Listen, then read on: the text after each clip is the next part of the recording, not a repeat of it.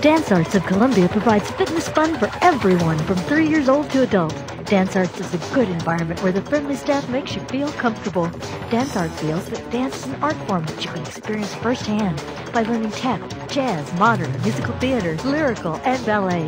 Dance Arts urges you to enjoy a sense of accomplishment while getting fit and having fun.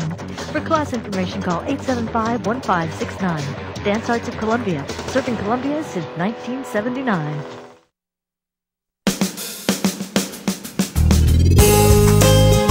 Good morning and welcome to Radio Friends on this Friday, March the 9th. You've got to do more than just listen to the radio this morning for this next segment. We have VAL GERMANN with the Central Missouri Astronomical Association. Good to have you here, Val.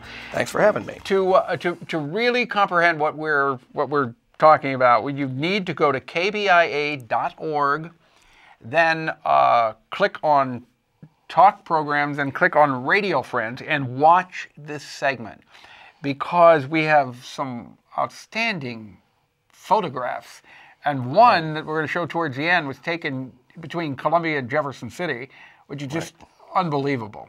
Right. It's this the fellow that's doing this work is from Jeff City, and it's reaching pretty high levels of quality. Yeah. Now, this is Friday, March the 9th. Let's go to the first picture, and we'll try to describe to you, if you're just listening on the radio, what we're looking at and the why this picture is important.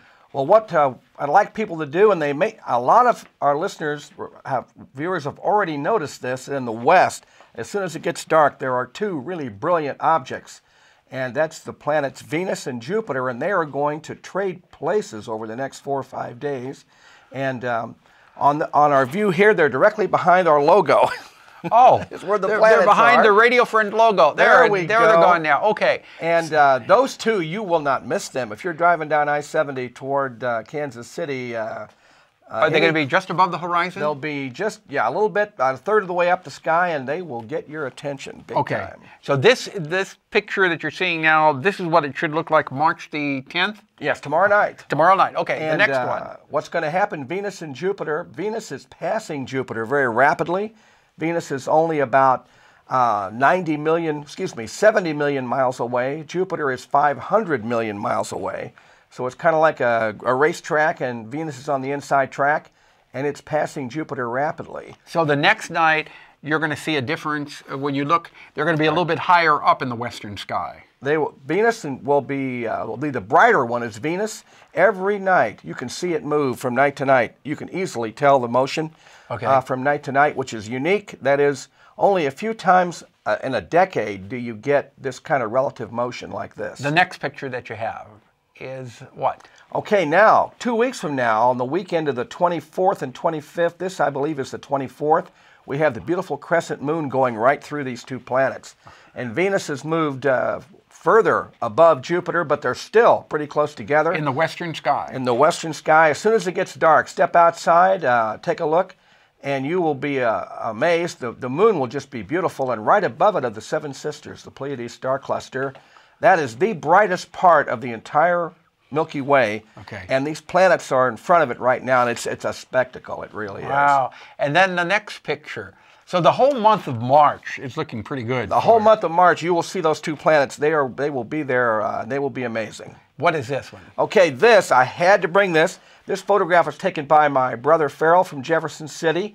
For the first time in my memory, and maybe we're checking, it may be the first time ever a comet was discovered from our state of Missouri. Almost exactly a month ago on February 11th. And it's not a very bright comet, but it's, by professional standards, they're happy with it. And it's that little spot there above the line on the right. Now, are we going to be able to see this comet at the end of March? Our 16-inch telescope probably could just show it. But you won't see it with the naked eye? No, this is too dim for the naked eye. Can you see it with binoculars? Probably not. When it was first discovered, you could, but that's been a month ago, and by now it's faded enough. It's a telescopic But thing. if you come down to a Laws Observatory, you'll be able to see it through the big telescope. We can see it in the big telescope. Okay. Now, the next picture that we have... Now, we have another comet up there right now that is much, much better, called Comet Jerod, discovered in England about 6 months ago.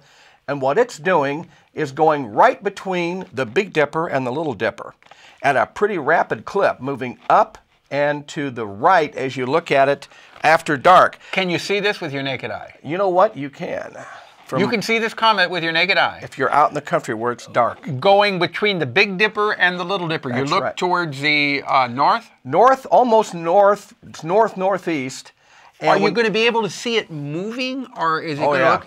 I mean, not from. You'll be able to see it move, say, in 2 or 3 days. You'll be able to see the motion. But when you're looking at it at nighttime, it's going to look like it's stationary, but it's bright. Yes, it'll look like a fuzzy star. Okay. In a telescope, it looks like it's a spectacle because this comet, most unusual comet, it is directly opposite the sun from us.